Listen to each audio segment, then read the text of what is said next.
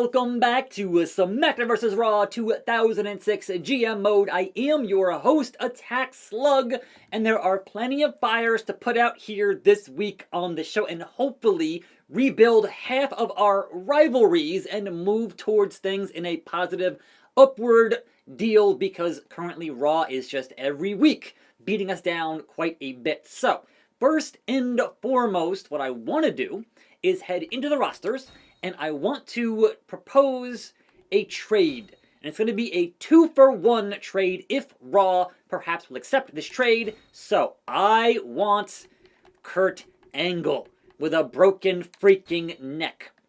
And I am willing to trade, number one, an unsatisfied Big Dave Batista, who is 88, Angle is 90. As a straight trade, that would not work. But if I also threw in my lowest rated superstar here on the thing, which is Tajiri, and say, what if I gave you Batista and Tajiri for this trade? Would that be amenable to Monday Night Raw? We're going to find out right now. Trade declined. Okay. They don't want Tajiri with a Batista who is at 88 and not 90. So now the problem is, can I manage to finagle that way? Or hey, what if I wanted to do Batista and somebody a little bit higher than Tajiri, who I'm not using currently? Let's try one more time and then we'll move on. Or what if I offered you a 3-for-1? Tajiri and Scotty. That is 3 men, and that might not work depending on how full the Raw roster is. Yeah, alright, that won't work because, yeah, okay. What about Batista and Shelton Benjamin for Kurt freaking Angle? What do you say, Raw? Trade accepted! So that gives them a very beat up Batista. Shelton I wasn't really using all that much, so now I can set up a John Cena and Kurt Angle rivalry, and I'm rid of the unsatisfied Batista. So let's look at the roster here on a fine Monday. So fatigue level, we can't book Triple H, John Cena, and we kind of shouldn't book Mankind, and we'll see how that goes here on the show today. But we have a Kurt Angle now, totally fresh. And in the morale, we have Christian, who is content. What does he want? He wants to win. John Cena is content. What does he want? A title opportunity. Kane, what does he want? He wants also a shot at a title, and Mankind wants to win. But we should not book Triple H and John Cena. Their fatigue is way too high. Mankind, he's halfway. I'm going to say maybe on that bit of business. But let's go check on our contractual situations. And that is, hey, I also didn't have to re-sign Shelton because he's just going to Raw. So that works out for me awesomely. Awesomely. So, William Regal, how about 5 weeks? I don't know. Whatever. Why not? 100 grand. We're at 2.5 mil in the bank. We've got 1, 2, 3, 4, 5, 6, 7 coming up here in 4 weeks. And then beyond that, I'm not that worried. So, in the meanwhile, our current champions, Taker, Booker and Randy, Chris Jericho, and RVD. Rivalries, we have Triple H, Mankind at 0, Taker, Shawn at 1, RVD and Ray at 6, and then anything else is kind of not working. So Edge and Randy, not happening, and that one not happening. And obviously, I just traded off Batista, so Batista and Cena not happening anymore. What I want, right, besides the 3 I have, I want Big Show, Randy Orton, I want John Cena, Kurt Angle, and I want Chris Jericho versus Kane. So let us get to scheduling our SmackDown first week of September, heading into the Raw show Unforgiven. I want to have these things all set up to be just firing on all cylinders by the end of September is the plan. I must regain some ground here on SmackDown. It's kind of a problem. And so your main event is going to be, well, alright. Mankind wanted to win, and our last match here between Taker and HBK was a singles matchup. So therefore, let's give us a handicap 2-on-1 scenario, and it's gonna be Mankind, who wants to win, on the same side as HBK Shawn Michaels. And obviously, the rival here is that dead man. So I think in theory, that being a 2-on-1 beatdown should hopefully minimize the fatigue to Mankind, and please, just don't get injured. All I'm asking you, Now, we must do our in place of a deal for Triple H and Mankind, because I don't want to have to run another freaking promo to get those guys in that matchup. And because I can't book Cena versus Angle this week because Cena needs rest, we're going to have that new rivalry with John Cena and Kurt Angle. Like, I shouldn't have to run these, but sometimes I don't have a choice. So those two should do tremendously on SmackDown. So match number 5 should be our first encounter between the Big Show and Randy Orton. So Big Show is at 82, and the young Randall here is at 89. That should work out for us. Hopefully that starts a rivalry and not just a regular empty matchup. They're pretty high up on the card. It should be okay. But we do have our possible deal here. I'm going to say it'll be a tables match, singles match, and it'll be for that US title. It will be indeed the new champion, Chris Jericho, against That's Gotta Be Kane. They're both at 77, so let's make that for the US title. Will that appease Kane's lust for gold? We'll see. Now, last time I ran RVD and Ray in a 3-way, so heading back into singles should be enough variety, but what is their fatigue looking like for those two individuals? So Ray has like 1.5, and RVD has like 1.5. Ray and RVD in a last man standing match. So that should be quite the amusement in that deal. Buka buka. And yes, for that Cruiserweight Championship. 40,000, good lord. So, one more thing to accomplish here, and that is Christian wants a win. Therefore, we hit up the old handicap deal, 1-on-2. It's gonna be Christian on the same side as Booker T. Scotty too high. I feel bad for you, bro, but hey. And in his debut here, we're going to have a Kurt Angle, just regular on the card, because he's obviously not working Cena yet, but Regal versus Angle. And I would expect a Kurt Angle victory there. Or I might just have to interfere on behalf of one Kurt Angle and get William Regal intentionally disqualified. He is a villain after all.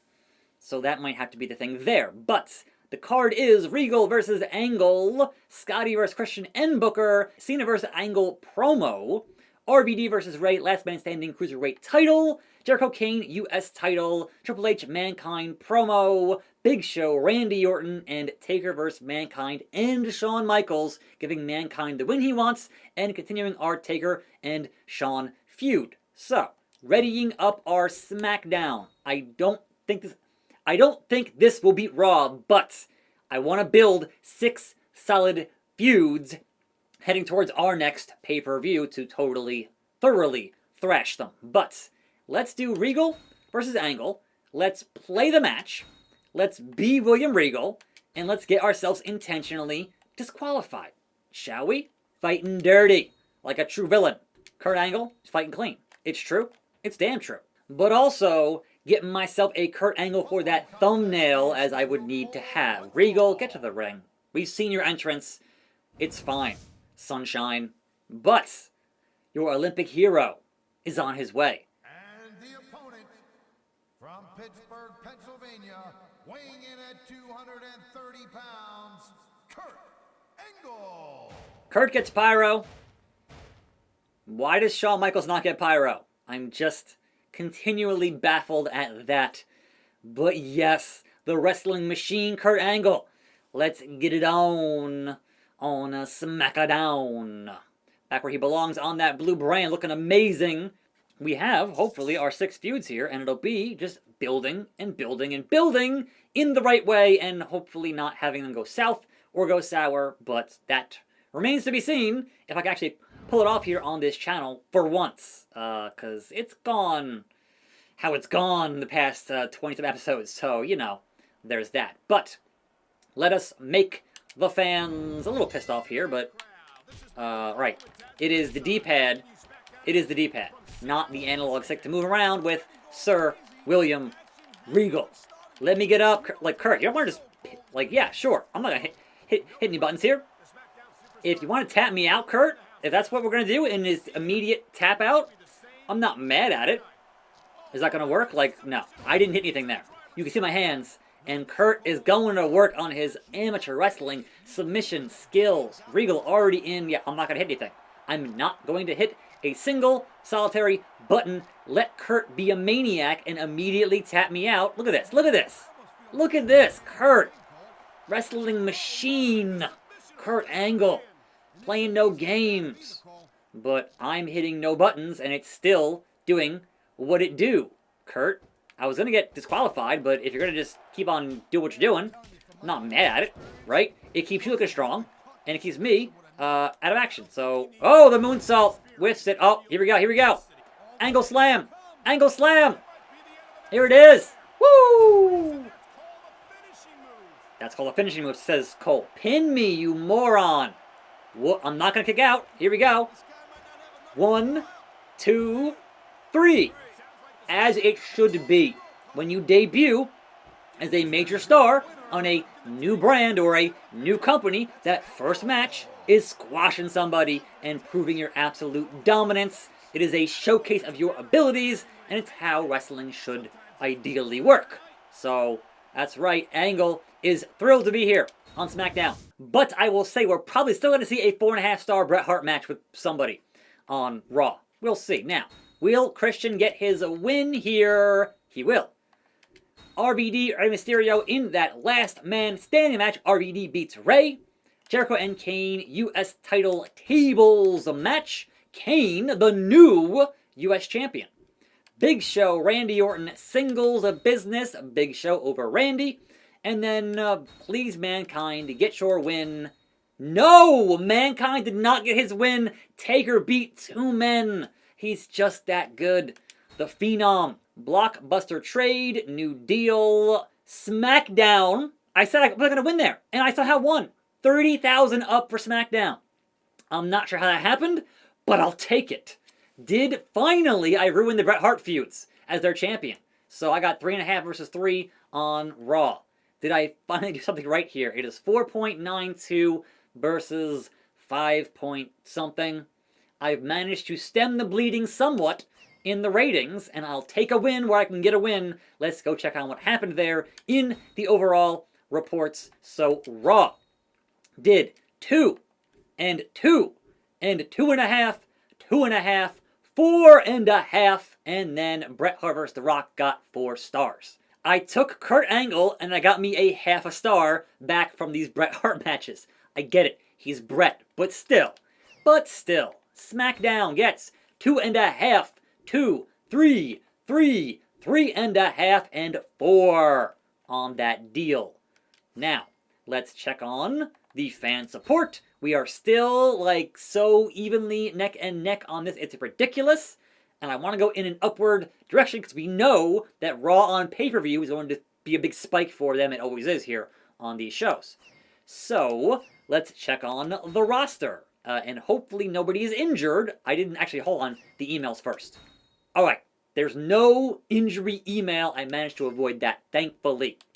Let's look at our rivalries. We saw 5. Like, I hate that having matches here with Big Show and Randy Orton, and it's not a rivalry. So, Triple H Mankind, Taker and Shawn, RVD and Rey went south. Why? I booked a last man standing match and you screwed me, video game. Kurt Angle, John Cena. Oh, alright, that did work. So, I have 4 of the 6. Because I want Jericho and Kane. And now, I guess I'm going to run perhaps a Rey and Christian feud. It would be a RVD and Christian feud. So, that's interesting. Champions, Taker, Book and Randy, Kane, and RVD. And what else here? Roster. John Cena is unsatisfied. Look, John. What do you want, John? Oh, some gold. Imagine that. Imagine that. So, yeah, that's going to be perhaps a fatal 4-way in the works with John Cena and Kurt Angle and Taker and Shawn in the main event tomorrow, depending on our fatigue levels. Mankind, you wanted to win. All right, you didn't get a win.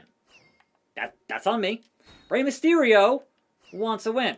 Shawn Michaels wants a win, and we'll see how things go with that. But fatigue, we got Ray and RVD after that match, and then everybody else is kind of going back down to what it should be for further matches this week on the program. No injuries, feeling good about that at least. And yes, a small win, but a win nonetheless here on the show today. I'm attackslug. Thanks for watching. More videos right here. I will see you next time. Canadian Destroyer that like button. I'll see you here, and I'm out.